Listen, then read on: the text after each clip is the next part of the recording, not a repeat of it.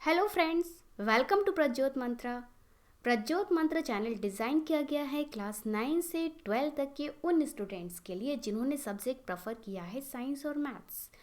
तो हमारा उद्देश्य है उन स्टूडेंट्स तक क्वालिटी कंटेंट प्रोवाइड कराना या उन स्टूडेंट को क्वालिटी कंटेंट पहुंचाना। तो इस सीरीज़ में हमने अभी तक क्लास 9th और 10th का मैथ्स का सिलेबस आपके लिए अपलोड किया हुआ है और क्लास 9th का साइंस का सिलेबस भी अपलोड हम पहले कर चुके हैं। आज मैं आपके लिए लेकर आई हूँ क्लास 10th का साइंस का सिलेबस।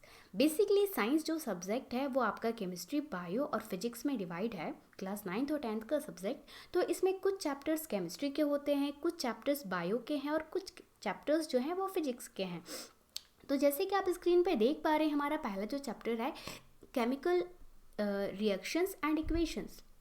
तो चैप्टर नंबर 1 जो कि आपको स्क्रीन पे शो हो रहा है, चैप्टर नंबर 1 है जो हमारा, इसमें हमें ये केमिस्ट्री का टॉपिक है और इसमें हमें पढ़ना है chemical equation, type of chemical equation, different जो इक्वेशंस हैं like combination, decomposition, displacement, neutralisation, oxidation, reduction.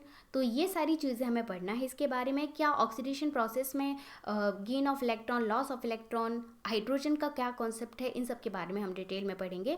Chapter number 2 में अब हम आगे पढ़ेंगे acid and bases and salts के बारे में, जो कि अगेन हमारा केमिस्ट्री का टॉपिक है।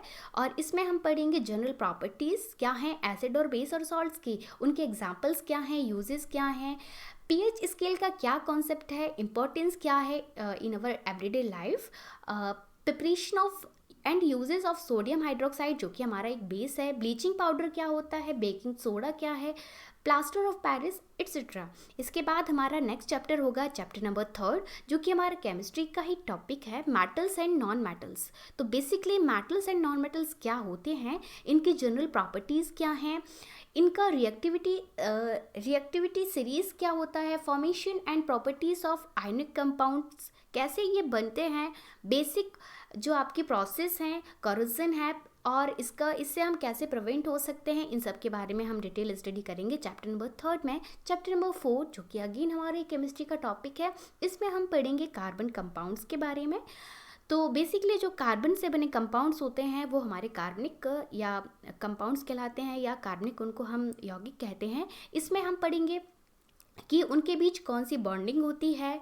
इसके बाद कार्बन कैसा शो करता है नेचर, उसका वर्सटाइल जो नेचर है उसके बारे में हम पढ़ेंगे।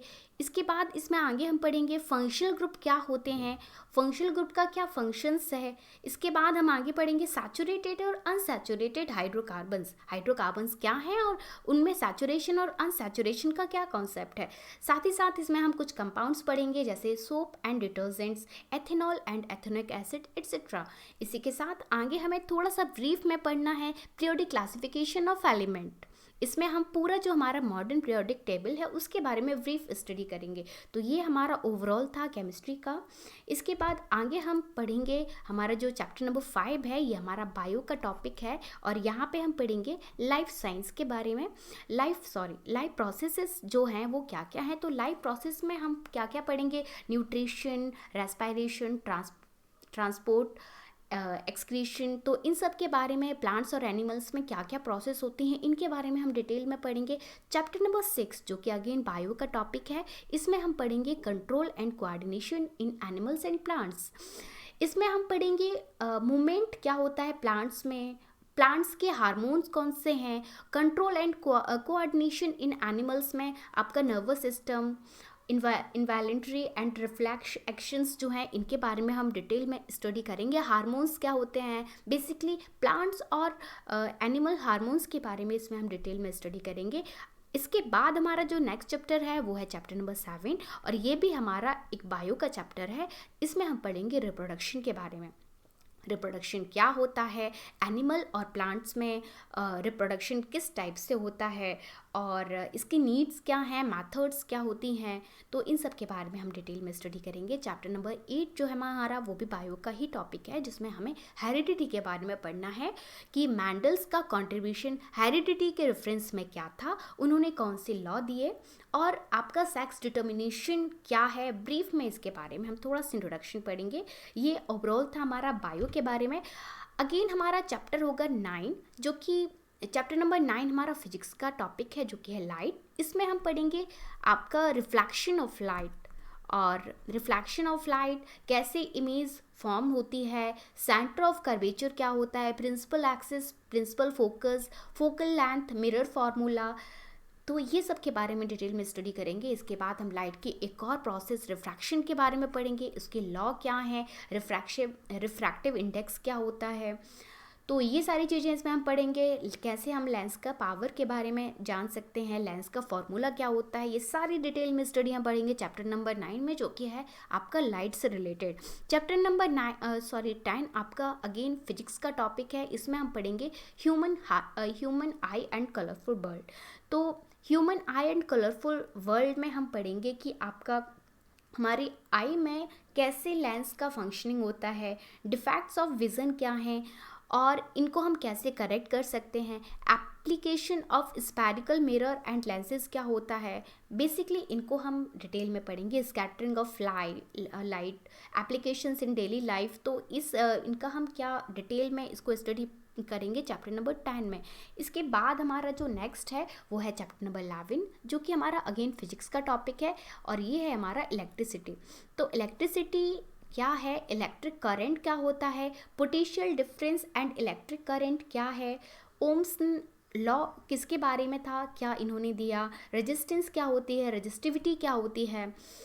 इसके बाद कंडक्टर्स क्या होते हैं, इसमें सीरीज कॉम्बिनेशन क्या होता है रजिस्टर्स का। तो ये सारे हम इसमें डिटेल में स्टडी करेंगे। इलेक्ट्रिक पावर क्या होता है, क्या है रिलेशन PV/IR में। तो ये सारी डिटेल में स्टडी हम पढ़ेंगे इलेक्ट्रिसिटी में, जो कि हमारे चैप्टर नंबर 11।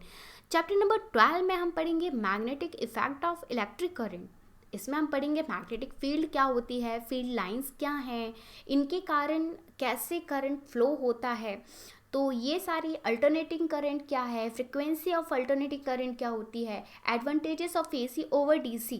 हमारा जो डायरेक्ट करंट होता है और अल्टरनेट करंट होता है, दोनों में से कौन सा बेस्ट है, और आपका डोमेस्टिक इलेक्ट्रिक सर्किट्स क्या हैं, इन सब के बारे में डिटेल में स्टडी करेंगे हम चैप्टर नंबर 12 में, जो कि हमारा अगेन फिजिक्स का टॉपिक है। और चैप्टर नंबर 13 जो है हमारा टॉपिक वो है अवर एनवायरनमेंट। इसमें हम हमारे इकोसिस्टम, एनवायरमेंटल जो प्रॉब्लम्स हैं उनके बारे में, ओजोन लेयर डिप्लीटेशन के बारे में, waste production and their solutions, biodegradable and non biodegradable substances क्या क्या होते हैं। तो इन सब के बारे में हम डिटेल में स्टडी करेंगे। तो ये हमारा ओवरऑल सिलेबस था क्लास 10th का, जिसमें कि हमें कुछ चैप्टर्स बायो फिजिक्स और कुछ चैप्टर केमिस्ट्री के इंक्लूड किए गए हैं। तो इन सब के बारे में मैंने आपको डिटेल में बताया कि हमें बेसिकली पढ़ना क्या क्या है। और आपको मेरा वीडियो पसंद आया हो तो आप इसे लाइक करें, शेयर करें और कमेंट करें। और यदि आपको हमारे इसी तरह के वीडियो और देखने हैं तो हमारे चैनल को सब्सक्राइब करें। Okay, thank you for watching.